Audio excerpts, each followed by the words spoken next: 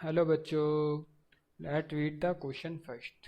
The question says, which of the following species does not contain an covalent bond? तो question में पूछा है कि इनमें से कौन सी स्पीसीज है। अपन के पास A B C D option है। पूछा है इनमें से कौन सा कंटेन नहीं करेगा कोवेलेंट बॉन्ड। तो इसका एक अपन की कंसेप्ट पढ़ते हैं ना पहले। की कंसेप्ट पढ़ना या मतलब एज ए पॉइंट ये एक ऐसी चीज़ है जिससे आप ये क्वेश्चन सॉल्व कर सकते हो। तो देखो, इस क्वेश्चन को देख के अपन को ये चीज़ समझ आ रही है कि इनकी स्ट्रक्चर अपन को पता होनी चाहिए।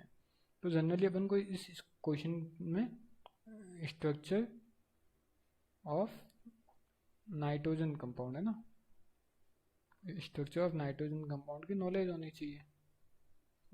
ये बोल दूँ स्ट्रक्चर ऑफ नाइट्रोजन कंपाउंड, या मैं बोल दूँ कि इनकी वैलेंसी पता होनी चाहिए।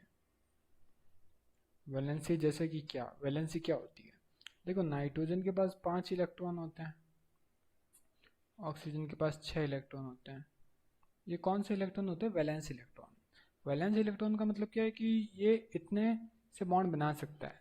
तो जैसे फर्स्ट एग्जांपल अपन लेते हैं कि अपन को अगर स्ट्रक्चर बनानी है किसकी, N2O3 की, N2O3 की, देन अपन कैसे बनाएंगे।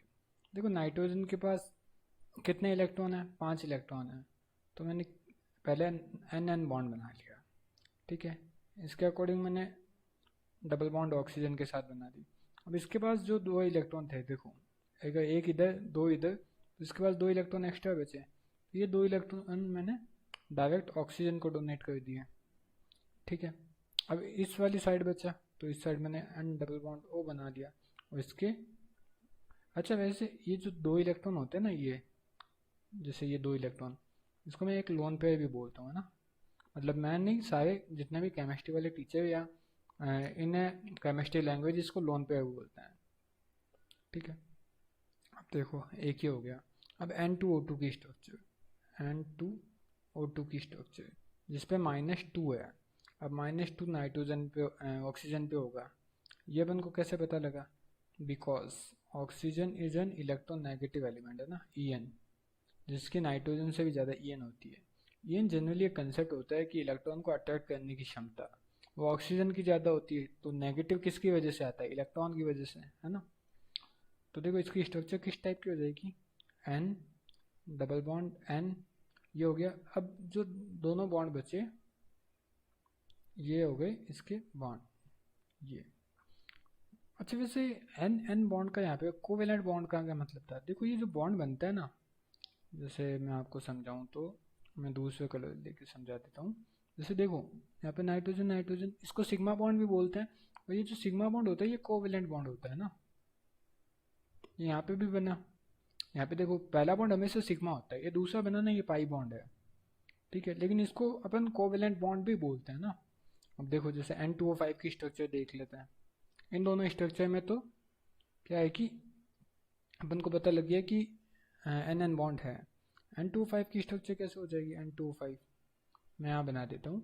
देखो, नाइट्रोजन, अब देखो डबल बॉन्ड ऑक्सीजन और नाइट्रोजन डबल बॉन्ड ऑक्सीजन।